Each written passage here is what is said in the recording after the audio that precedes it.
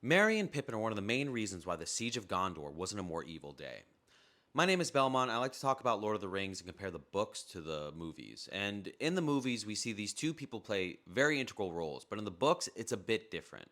Because not a lot of people know this, but Merry actually has an enchanted sword. And this comes from the whole portion that was removed from the movies.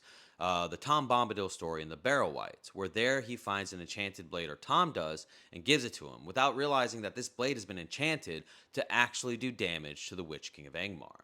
And he does. He stabs him in the back of the leg, thus giving Eowyn the chance to deliver the final blow to the foul Dwemer Lake, or the Witch King of Angmar. And this is not to take away from Eowyn. Eowyn literally stood in front of such a foul thing in defense of her uncle who had just suffered a grievous wound. Snowman claps on him, his horse. He's mortally wounded. But no one else was willing to do so, and no man could defeat the Witch King.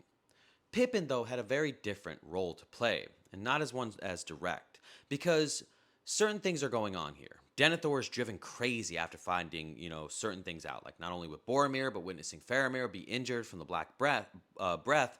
He's actually been using the Palantir this whole time, wrestling with the will of Sauron, and he's a very powerful man, very knowledgeable. Sauron can't corrupt him and twist his mind, but he can convince him that he's going to lose, which he does. He convinces him that Sauron's forces will utterly defeat the men of Gondor.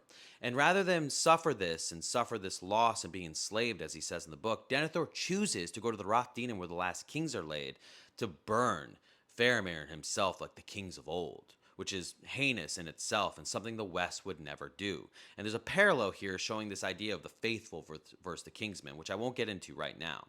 But Pippin, seeing the madness in Denethor's eyes, runs to find Gandalf for his help, where he goes and they find an unsung hero, one of the guards of the Citadel that are not mentioned in the movies, Baragon, defending Faramir's body from being burned by Denethor.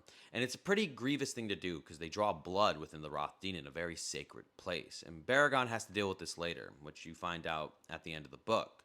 But if it wasn't for Pippin, Faramir would have never survived. He wouldn't have become steward, and he wouldn't have been able to redeem his line the way he does, with Boromir almost falling to the ring and Denethor being driven crazy by Sauron. And also, the steward has to be the one to pass on the crown to the new king, which Faramir does at the end of the books.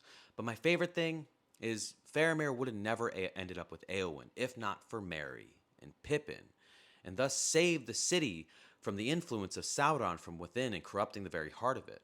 It's through their actions that, Gondor and Rohan were able to overcome that day.